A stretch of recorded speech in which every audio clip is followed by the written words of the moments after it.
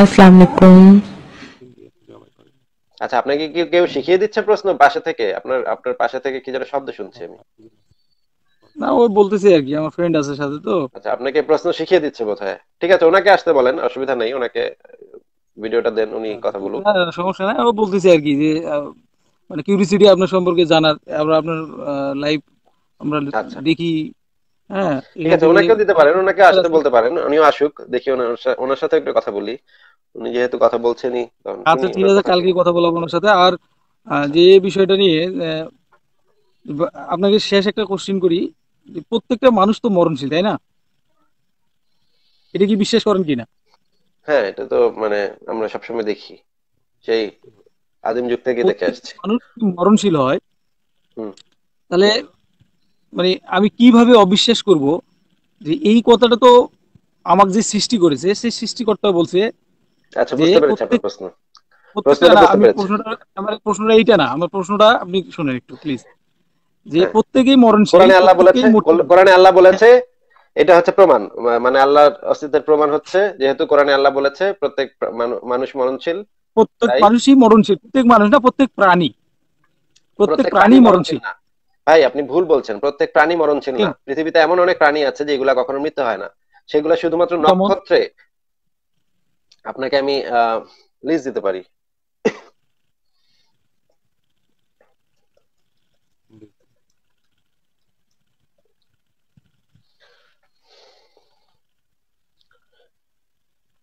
আচ্ছা, আপনি আহ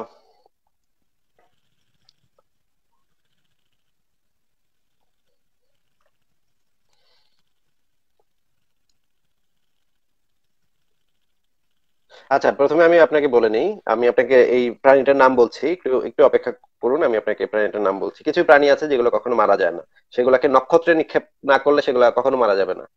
ঠিক আছে, আমি আচ্ছা, আপনাকে যাই নাম হোক, ওটা বলছি বের সেই করেন। আমি প্রাণীগুলোর। আপনি আমি আমার প্রাণীগুলার, কোশ্চেনে আসি। হ্যাঁ হ্যাঁ, প্রাণীগুলার নাম আপনি গুগলে সার্চ করলে আপনি পেয়ে যাবেন। ঠিক আছে, আপনাকে আচ্ছা, যে ওটা প্রশ্নের ওটা উত্তরটা করে দিচ্ছি, নিবো, দেখবো, ঠিক আছে। সেই প্রশ্নের উত্তর দিচ্ছি আপনাকে যে আপনারা দাবি করেন, আপনাদের একটা কমন দাবি হচ্ছে, কোরআনে লেখা আছে প্রাণীরা মারা যায়, যেহেতু প্রাণী মারা যায় সেহেতু কোরআন সত্য। কিন্তু ভাই, কোরআন মানে না, কোরআন নাজিল হওয়ার এটা পর থেকে কোশ্চেন না তো, ভাই। শোনেন, একটু আমার বলে নিই, কোশ্চেন এইটা না। একটু বলে নিই ভাই, একটু বলে নিই। আহ, আচ্ছা।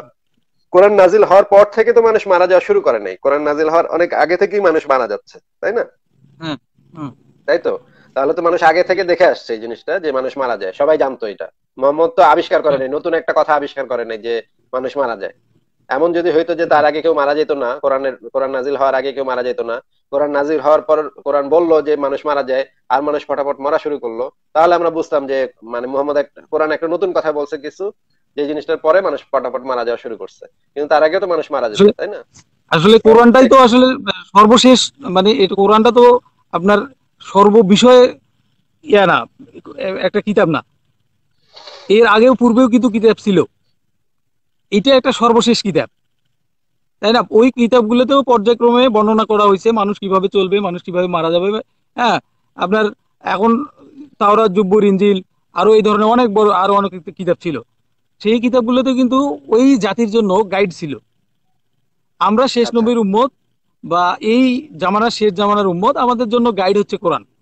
এটা আমরা বিশ্বাস করি বা এটা আমরা মানি, যারা আচ্ছা, মুসলমান বা যারা আল্লাহকে বিশ্বাস করে। ভাই, আমি কোশ্চিনটা কিন্তু আপনাকে একটু, আমি কোশ্চিনটা করি আর কি। যে আমার প্রশ্নটা ছিল যে মৃত্যুকে যদি আমি বিশ্বাস করি, যদি আমি মৃত্যুকে বিশ্বাস করি যে মৃত্যু একদিন আমার হবে, হ্যাঁ, তাহলে আল্লাহ তাআলার কোরআনের ঘোষণা হচ্ছে মিনহা খালাকনাকুম, আমি এই মাটি থেকে মানুষকে সৃষ্টি করেছি, অফিহা নুইদুকুম, এই মাটিতেই তাকে আবার পুনরায় ঢোকালাম, অমিনহা নকরে যখন তারা তা নোকরা, মানে বলতেছি যে এই মাটি থেকে তাকে আবার আমি বের করব। ব্যাপারটা হচ্ছে এরকম যে আচ্ছা ভাই, এই এগুলা আল্লাহর দুইটা কথা জানি ভাই সত্য আমরা। ভাই। আমি এই কথাটা আপনাকে বলে আমি প্রশ্নটা করতেছি আপনার, যে আল্লাহ তাআলা বলছে যে তিনটা কথা এখানে, যে আমি মাটি থেকে মানুষকে সৃষ্টি করেছি এবং এই মাটিতেই তাকে আবার ঢোকাই দিলাম, আবার এই মাটি থেকে তাকে তুলবো।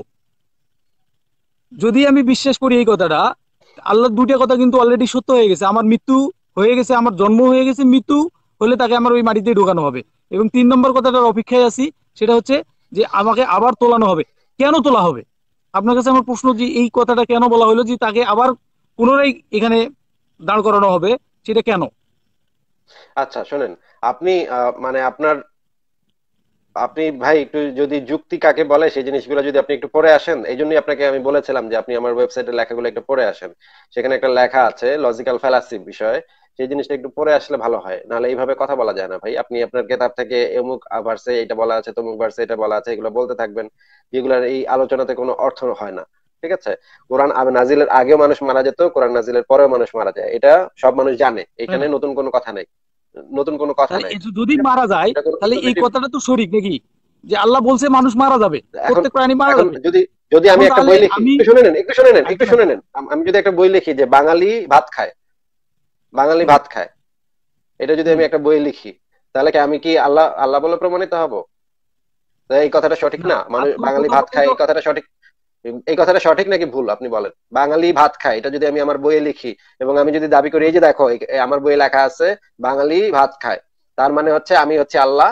আমি যেহেতু এটা লিখতে পারছি মানুষ ভাত খায়, কিন্তু মানুষ তো ভাত খায় এটা সবাই জানে, এটা নতুন কথা কি?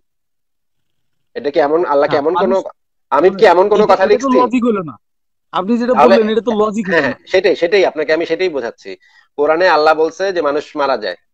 হ্যাঁ, এটা হুম, তো ভাই সবাই জানে, পৃথিবীর আদিম কাল থেকে মানুষ জানে যে মানুষ মারা যায়। হ্যাঁ। এমন তো নতুন কোনো কথা তো আল্লাহ বলে নাই। নতুন কোনো কথা আল্লাহ না, বলছে? মানুষ মারা যায়। হ্যাঁ, এটা তো আগেও জানতো, মোহাম্মদের আগেও তো মানুষ জানতো, জানতো না কি জানতো না? জানতো, নাকি জানতো। মোহাম্মদই আবিষ্কার করছে মানুষে মারা যায়? তাহলে না, এটা তো না, খুব না, সাধারণ কথা, সবাই জানে। এটা দিয়ে কি আল্লাহ আছে এটা প্রমাণ করা যায়? না, আল্লাহর যে ঘোষণা, আমি কিন্তু ওইখানে বলি নাই। আল্লাহর ঘোষণা হচ্ছে ভাই যে ভাই আমি মানুষকে আমার সৃষ্টি ঘোষণা করেছি। হচ্ছে, আমার ঘোষণা হচ্ছে বাঙালি ভাত খায়। হুম, আমি যদি ঘোষণা দিই বাঙালি ভাত খায়, তা আমার ঘোষণার এটাই কারণে প্রমাণ কি বাঙালি করছে। ভাত খাচ্ছে? না, আমার আপনার ঘোষণার কারণে কি ঘোষণার কারণে বাঙালি ভাত খাচ্ছে না। খাচ্ছে? আমার না, ঘোষণার এটা কারণে তো বাঙালি ভাত খাচ্ছে না। এটা এটা হচ্ছে আমি বাঙালির সবসময় চাহিদা দেখেছি, অনুযায়ী বাঙালি খাবে। একটু শুনে নেন, আমি সবসময় দেখেছি যে বাঙালি ভাত খাচ্ছে, মাছ দিয়ে ভাত খায়। আমি লিখে দিছি আমার বইয়ে বাঙালি ভাত খায়। আর মোহাম্মদ হচ্ছে গিয়ে সেই সময় দেখছে মানুষ মারা যায়, সে কোরআনের ভিতর লিখে দিচ্ছে মানুষ মারা যায়। এটা দিয়ে গিয়ে আল্লাহ আছে এটা প্রমাণ করা যায় নাকি? এটা কি কোনো মানে নতুন কথা নাকি? না, আমি আমি আপনি আমার প্রশ্নটা বোঝেন নাই মনে হয়। আপনি আমার প্রশ্নটা কি বোঝেন নাই? আমি বলছি যে আল্লাহ তাআলা তিনটা ঘোষণা করছে। এটা হচ্ছে আমি এই মানুষকে মাটি দিয়ে সৃষ্টি করেছি, আবার তাকে মাটিতে ঢুকাইলাম, আচ্ছা ঠিক আছে, এবং আবার তাকে মাটি থেকে আপনাকে আমি পুনরায় উত্তর বের করব। দিচ্ছি, আপনাকে আমি উত্তর দিচ্ছি। আপনি একটু এই গুগলে গিয়ে সার্চ করবেন টোরিটোপসিস ডোরনি, টোরিটো টোরিটোপসিস ডোরনি, এক ধরনের জেলিফিশ। হ্যাঁ, এই জেলিফিশ কখনো মারা যায় না। এরকম আরো কয়েকটা প্রাণী আছে যারা কখনো মারা যায় না। ঠিক আছে? ঠিক আছে ভাই? হ্যালো, শুনতে পাচ্ছেন? হ্যালো, হ্যালো, শুনতে পাচ্ছেন? হ্যালো ভাই, শুনতে পাচ্ছেন? হ্যালো। না, ওনার ভিডিও, ওনার লাইন পাওয়া যাচ্ছে না।